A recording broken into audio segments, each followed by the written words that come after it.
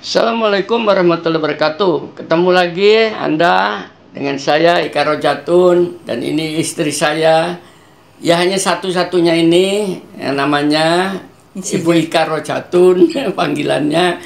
Kali ini saya akan berbincang-bincang dengan dia untuk menggali potensi dirinya. Mudah-mudahan bagi kaum wanita ada manfaatnya. Baik, Bu Ika, saya untuk pemirsa yang budiman ingin bertanya yang agak sedikit mendasar. Orang tuamu itu profesinya apa? Yang keras saja. Santai aja, santai. Santai. Bapak saya, kolonel angkatan yang keras. Almarhum kolonel angkatan darat. Kolonel angkatan udara, angkatan darat. Orang tuanya pernah jabat komandan Koangdam 10 Lambung Mangkurat. Pernah jadi komandan di Lambung Mangkurat. Terus kalau ibu saya, beliaunya itu pandai fasih berbahasa Belanda. Terus habis itu mendidik saya dengan ketakwaan dan akhlak yang bagus. Ya, ibunya yang bagus gitu. Basicnya ya, punya pendidikan. Saudaramu berapa semuanya? Saudara saya semuanya 7. Saudaranya 7. Yang pertama laki-laki. 2 laki-laki. Satu laki-laki. Satu laki-laki, 6 perempuan semua. Jadi kamu anak nomor berapa? 2, 3, berapa? Anak keempat. Nah, jadi keluarga besar, berbeda dengan saya. Saya keluarga kecil, saya hanya 3 ekor. saya di itu Pak, Anda tahu. Sekarang saya ingin tanya, hobinya apa dalam keseharian? Hobi saya sekarang hobinya apa? Masak. Hobinya masak. Dia sering membuat hidangan untuk orang banyak ya. Biasanya kalau ada, saya menyukai kalau ada halal bihalal itu mesti saya yang masak, walaupun itu semuanya dibantu oleh 2 pembantu, tapi saya yang komando. Ya, jadi karena hobinya masak, maka otomatis hobinya ke pasar. Dan otomatis hobinya shopping. Ke mall. Ini ada di Surabaya, di hotel apa namanya ini? Ciputra. Kemarin Sheraton, sekarang Ciputra. Sekarang di Citra Hotel di Surabaya. Itu juga dalam rangka shopping, rekreasi. Itu hobi, boleh. Ada sesuatu yang disukain sebagai hobi, yang itu kebaikan. Karena perintahnya juga Allah disuruh bertebaran, bersukaria, apalagi habis Idul Fitri ini ya. Karena sekarang saya bertanya yang ketiga, yang berikutnya, selain hobi tadi, apa yang pernah kamu alamin di pendidikan? Supaya tahu semua. Saya tahun 86 pernah menjadi dosen di swasta. Jadi sebelum jadi dosen, Bu Ika ini adalah insinyur pertanian. Dulu mahasiswa saya. Dan saya menjadi dekan juga di swasta pada tahun 90. Jadi kemudian menjadi dosen di swasta dan menjadi dekan tahun 90. Tahun 90 di Surabaya, bahkan dekannya. Swasta. Di swasta. Nah, tapi karena anaknya 5, maka Bu Ika mengundurkan diri karena tidak sanggup dengan beban ya, tanggung Karena jawab. prinsip amanah dari Allah. Yaitu untuk membina anak-anak, membesarkan dan mendidik itu lebih utama. Jadi karir wanita itu sebetulnya adalah pengabdian selain kepada ilahi, kepada suami, kepada anak-anak, otomatis kepada masyarakat tadi sudah dilakukan. Kepada dua orang tua sudah pernah dilakukan. Good. Nah, sekarang yang berikutnya itu tadi dari seluruh perintah-perintah, kalau itu dikatakan perintah atau anjuran-anjuran Allah, itu mana yang paling disukain? Anjuran-anjuran Allah itu paling disukai, yang semuanya suka, tapi paling ada yang paling disukai. Yang paling disukai oleh saya itu firman-firman Allah itu adalah seperti saya mendidik anak-anak. Nah, itu jelas, itu mendidik. Tapi kalau bagaimana dengan haji, umroh, sholat, itu gimana? Beribadah kepada Allah dengan kemampuan yang kita punya gitu ya. Seperti masalah ekonomi yang kita punya, kita berangkat menurut perintah Allah. Saya mendidik anak-anak juga kepada situ, ketakwaan sama Allah, terus habis gitu berakhlak yang bagus, udah gitu, terus pendidikan. Jadi Prof. Ika ini sebagai seorang profesor yang selalu terjun di dalam bidang penelitian, juga terjun di dalam penulisan yang nantinya bisa ditinggalkan bekas-bekasnya. Nah, pengalaman rekreasi negeri mana yang sudah didatangin? Di Indonesia, di dalam negeri mana saja yang sudah didatangi, itu penting. Kalau yang di dalam negeri itu saya pernah dari Jawa. Jawa Timur, Jawa Barat sudah saya datangi. Jawa Barat, keliling Jawa sudah. Terus sudah gitu, kalau di Sumatera, Padang. Sudah ke Padang.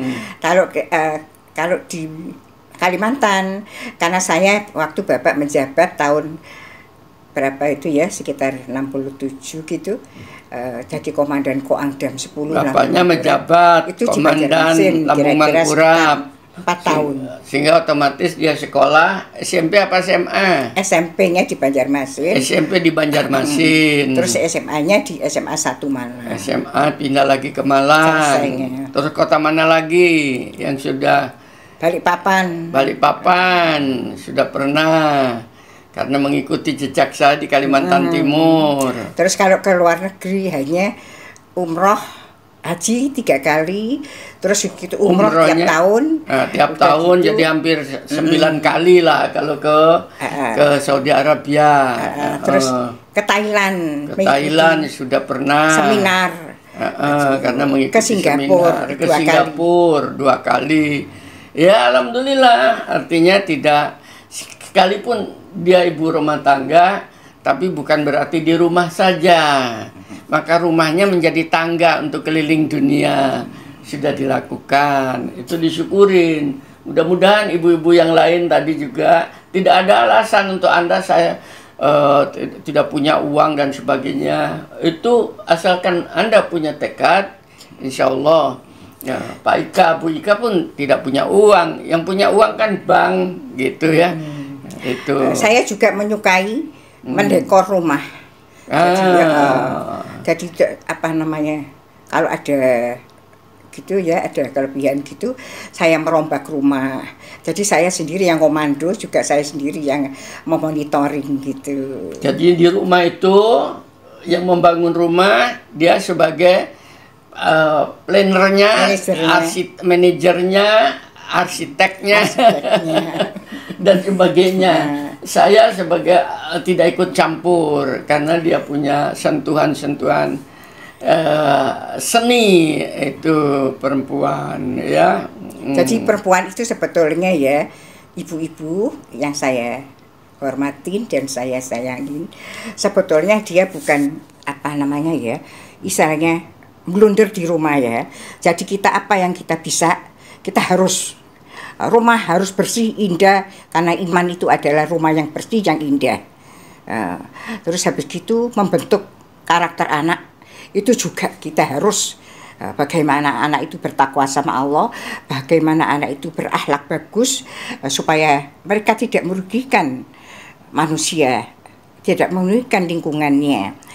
Yang ketiga, mereka berilmu. Dengan ilmu yang dia dapat, dia akan mengetahui wawasan kebesaran Allah, sehingga dia bisa menjelajah kemana-mana. Seperti anak saya yang nomor 3, itu apa namanya, dokter spesialis anak. Dia sudah ke Eropa seperti bapaknya, istilahnya menjelajah dunia.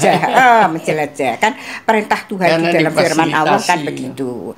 Terus kita di dalam kehidupan itu jangan pernah merasa apa namanya, ngersulo. Karena di dalam firman Allah yang dikatakan ngersulo itu mengeluh.